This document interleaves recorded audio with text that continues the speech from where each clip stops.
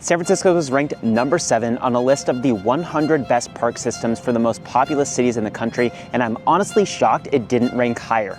In a city that's less than 50 square miles, there are over 200 parks and 4,000 acres of open space. And what's incredible about living in San Francisco, and definitely one of the reasons why it ranked so high on this list, is that no matter where you live in the city, you are within a 10-minute walk of at least one of these incredible parks. I'm Austin Clark, your lawyer and real estate agent in San Francisco and Marin County, and in this video, I'm gonna break down my top 5 favorite parks in all of San Francisco, and I'm gonna tell you a little bit about the neighborhood that each one is in. Let's kick it off with number 5, Washington Square Park. Washington Square Park is on the north side of San Francisco in the North Beach neighborhood, and it was established in 1847, which makes it one of the city's oldest parks. Now, it is by far the smallest park that I'm going to talk about on my list, but the reason why it ranks so highly for me is because of the way that you experience the park. North Beach is basically San Francisco's Little Italy, and my best memories in the park are things like grabbing pizza to go from Tony's, which is one of my favorite pizza restaurants in the city, or a sandwich to go from Molinari, which I think is the best deli in the city. Great Italian deli on Columbus.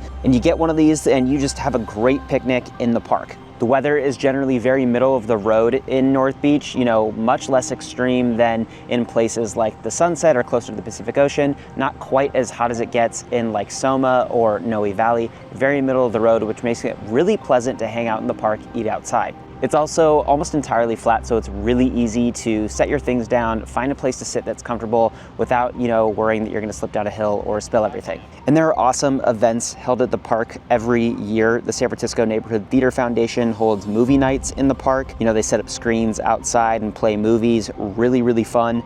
The North Beach Festival is hosted all around the park every year. There's a ton of food, jewelry vendors, drink vendors, you name it.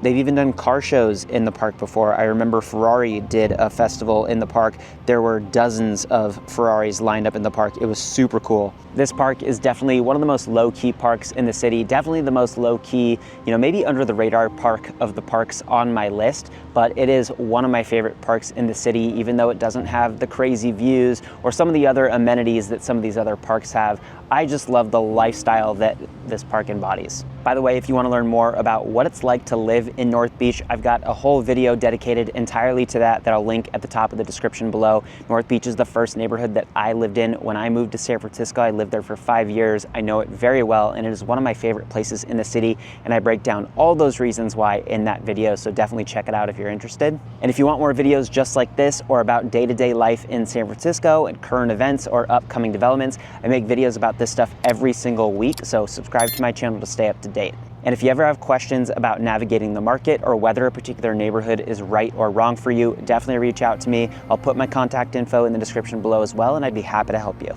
Now back to my rankings, and we'll move to number 4 on my list, the Presidio. It's fascinating to me how many different places in San Francisco had their origins or a significant portion of their past with military roots, and the Presidio is no different. Back in the 1770s, Spain established the Presidio to guard against other European powers, and when Mexico achieved independence from Spain, the Presidio passed to Mexico in 1820, and then it went to the US in the 1840s after the US seized it at the start of the Mexican-American War. The Presidio was involved in most of America's military engagements in the Pacific Rim, including as an assembly point for army forces that invaded the Philippines during the Spanish-American War. In the 1980s, Congress ended the Presidio status as an active military installation, and it was passed to the National Park Service in the 90s. And today, it is hands down one of the most beautifully preserved park spaces in all of San Francisco. There are kind of 2 different sides to the park. There's the more hilly, wooded area of the park, which is more south, the area that borders Pacific and Presidio Heights.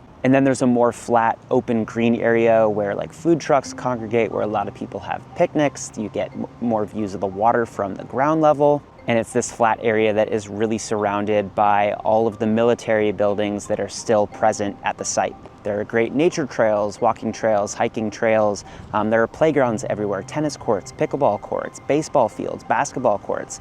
They just built a brand new park, the Presidio Tunnel Tops, at the edge of the Presidio, near the flat part of the Presidio on the north side, close to the waterfront. You get awesome views of the Golden Gate Bridge, Alcatraz, the bay. It's really, really fun. It's also a great place to go on a run. One of my preferred run routes in the city from my place in Pacific Heights is through Presidio Heights to the top of the Presidio, all the way through the winding roads down to the flat part of the Presidio and then along the waterfront. So You get a ton of great scenery, a change of the different views that you get and your surroundings that you get in the area. Really great place to go on a run. Next on my list, coming in at number 3, is Dolores Park in the Mission. This park, in my opinion, has hands down the best views of any of the parks on my list. You get views not only of the historic Victorian homes that are surrounding the park, but you get completely unobstructed panoramic views of the downtown San Francisco skyline. And the park definitely has the best weather of any park on my list because of its location in San Francisco. It's on the south central part of the city in the Mission District, just 2 blocks away from Mission Dolores.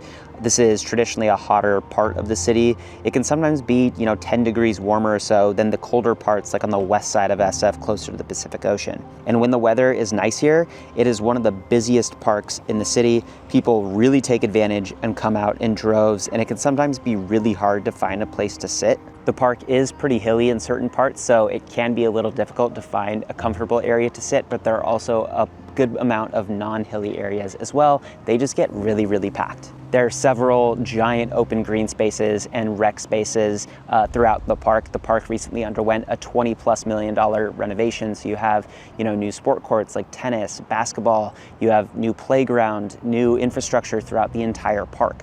And like some of these other parks, part of what makes this park so great is the surrounding area. In Dolores Park's case, it's the Mission. The Mission is, I think, the best neighborhood in the city for food. There is a ton of variety in the area, which makes it really easy to spend an entire day there.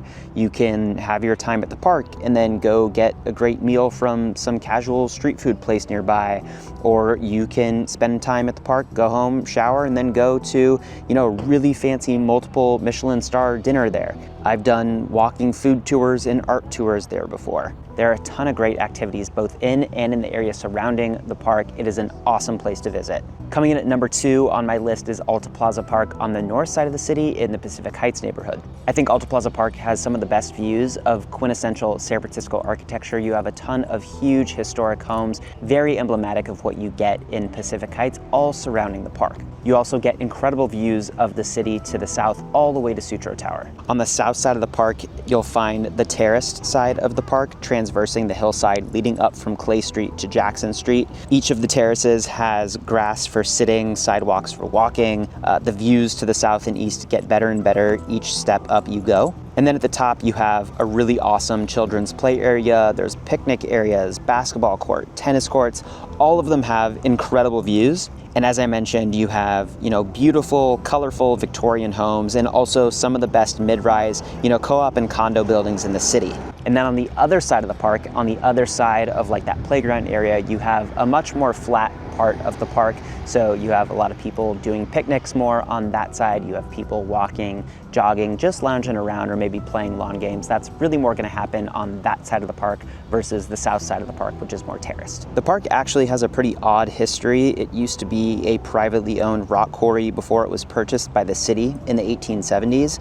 And after that, it sort of just sat unused and undeveloped for about 20 years before it started being turned into the park that we have here today. I think I like this park so much because it's really never that busy. So it is always a very relaxing vibe. It is easy to just take a really relaxing stroll, a quiet stroll through the park without having to navigate a ton of people. I live a block away from the park, so I will very often take a break from, my computer screen or whatever's going on and just walk across the park. It takes less than 10 minutes to do it. So it is also really close to both Fillmore Street and Sacramento Street, which is where a lot of the shops and restaurants are in the neighborhood. So it's really easy to grab coffee and just take a stroll through the park and hang out with friends. And coming in at number 1 is San Francisco's biggest park, Golden Gate Park. Believe it or not, it's actually 20% larger than New York's Central Park. It is over 3 miles long east to west and about a half a mile wide. Over 24 million people visit the park every single year, making it the 3rd most visited park in the entire country. And it has a pretty spectacular history as well. After the 1906 earthquake and fire that just rocked San Francisco,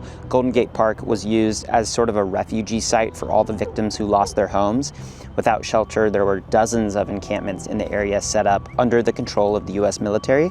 And since that time, over the years, it has transformed into one of the most beautiful green spaces in the entire country with so so many amenities. Aside from all the open green space, you've got baseball fields, disc golf, regular golf, educational museums like the Cal Academy of Sciences, art museums like the De Young. There's a music concourse, conservatory of flowers, windmills, sculptures, lakes, a tea garden. You could literally spend the entire day in the park and still not do everything that there is to do and see everything that there is to see. It's also super close to great neighborhoods like the Inner Sunset, the Inner Richmond, Cole Valley. So many places, all super walkable, each with their own great food and culture. So many places to visit around the park as well. There you have it. Those are my top 5 favorite parks in the city. And these are all like classic SF parks. They've been here for decades.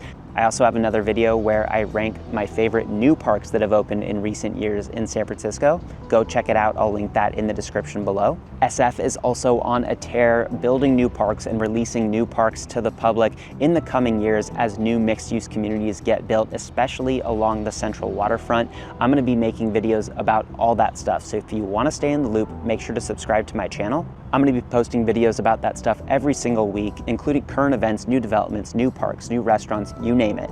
And if you want to learn more about what neighborhoods are great to live in, to have access to all these amenities, or the pros and cons of those neighborhoods, definitely reach out to me. My contact information is in the description below, and I'd be happy to help you. I moved to San Francisco over a decade ago without really knowing much about any of the neighborhoods in San Francisco or what it was like living in San Francisco. So I know how scary it can be moving to a place that you're not quite as familiar with or that you're unsure about. So I'd be happy to help you. I hope you enjoyed the video, and I'll see you in the next one.